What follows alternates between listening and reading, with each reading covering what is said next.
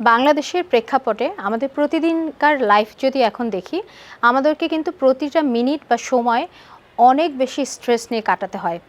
সকালবেলা রেডি হয়ে অফিসের জন্য বের হলেন, বাচ্চারা স্কুলের জন্য বের হলো, টাইমলি পৌঁছাতে পারবো? এটা একটা স্ট্রেস শুরু হয়ে গেল।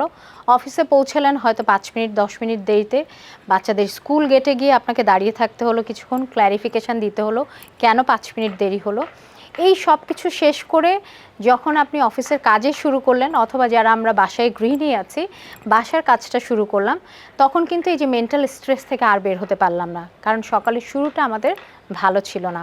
এবং এরই যে আমরা বলি যে নন কমিউনিকেবল ডিজিজ বা এনসিডি, যেগুলো এখনকার লাইফস্টাইলের কারণেই কিন্তু হচ্ছে, এবং তার মধ্যে অন্যতম হাই ব্লাড প্রেশার।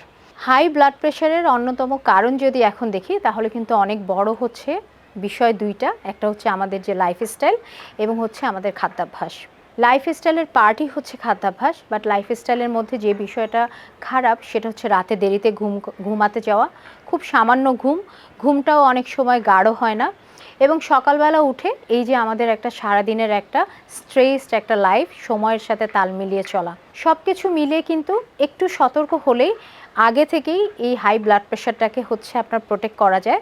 কিন্তু যাদের ক্ষেত্রে, যাদের হয়েই গিয়েছে এবং যারা এখনকার স্বাভাবিক জীবনযাত্রায় নিজেকে মানিয়ে নেওয়ার চেষ্টা করে যাচ্ছেন, তাদের জন্য আজকের এই ছোট্ট টিপসটা। তো আপনার হাই ব্লাড প্রেশার হয়ে গেছে, আপনাকে দুইটা বিষয় খেয়াল করতে হবে খুব সতর্কভাবে। একটা হচ্ছে আপনাকে মানসিকভাবে ভালো থাকতে হবে, এবং শারীরিকভাবে ভালো থাকার জন্য একজন ডক্টর এবং একজন নিউট্রিশনিস্টের কাছাকাছি আপনাকে থাকতে হবে আপনার প্রয়োজনেই। মানসিকভাবে ভালো লাগার জন্য কিন্তু আপনার যে মানসিকভাবে ভালো থাকার যে কারণগুলো, সেগুলোকে এখন থেকে চর্চা করুন। যদি বন্ধুদের সাথে আড্ডা দিতে ভালো লাগে, বন্ধুদের সাথে আড্ডা দিন। যদি বাবা মা ছেলে মেয়ে নিয়ে সময় কাটাতে ভালো লাগে, সেটাই করুন। যদি সব বেড়াতে যেতে ভালো লাগে, সবাই মিলে এক জায়গায় খেতে যেতে ভালো লাগে, সেই জায়গাটাও আপনি যেতে পারেন, বাট কী খাবেন সেটা কিন্তু আপনাকে খেয়াল করে খেতে হবে। এভাবে কিন্তু মনটাকে ভালো রাখা কোনো বিষয়ই না। অফিসিয়াল মেন্টাল স্ট্রেস নিজে চাইলেই একটু কমিয়ে ফেলা যায়। ডেডলাইনের আগে আগে নিজে কাজ শেষ করা, এবং হচ্ছে কোনো কাজে পারফেকশনিস্টের কাছাকাছি না যাওয়া, অবশ্যই জাজমেন্টাল হওয়া যে কাজটাকে কত ভালো করে আমি ডেলিভার করতে পারছি। এক্সট্রা যে কাজগুলো আসে সেগুলোকে প্রায়োরিটি লিস্ট অনুযায়ী সাজিয়ে নেওয়া এবং করে যাওয়া, এই সব কিছু কিন্তু আপনাকে মেন্টাল স্ট্রেস থেকে কিছুটা হলেও রিলিফ দেবে। কিছু জিনিস হয়তো অতিরিক্তই আমরা চিন্তা করি মা হিসেবে অথবা বাবা হিসেবে, না করলেও হয়।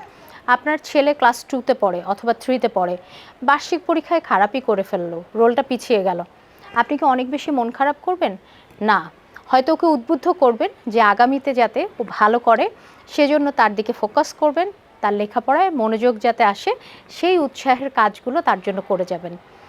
একইভাবে আপনার খাদ্যাভ্যাসের দিকে এবার খেয়াল করতে হবে। এখন আপনার হাই ব্লাড প্রেশার, আপনি যদি মেডিকেশনে থেকে থাকেন তাহলে তো আশা করা যাচ্ছে যে আপনার প্রেশার সহসা বাড়ে না।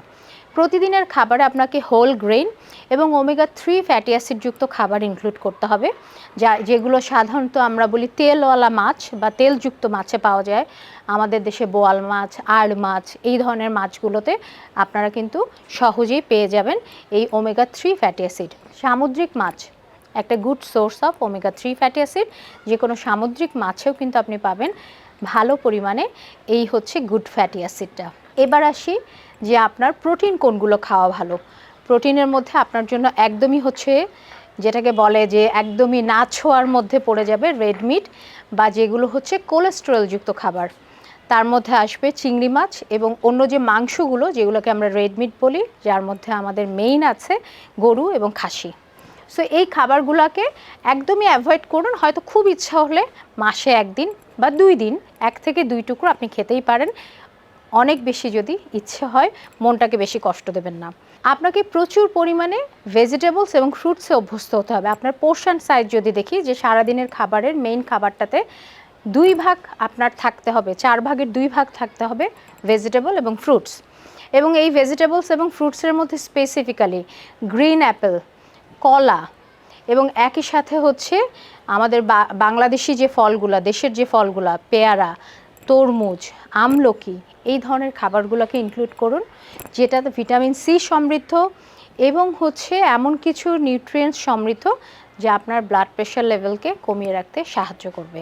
ভালো থাকাটা নিজের কাছে, ব্লাড প্রেশার কিন্তু একটা ডিজিজ না, অসংখ্য ডিজিজের কারণ।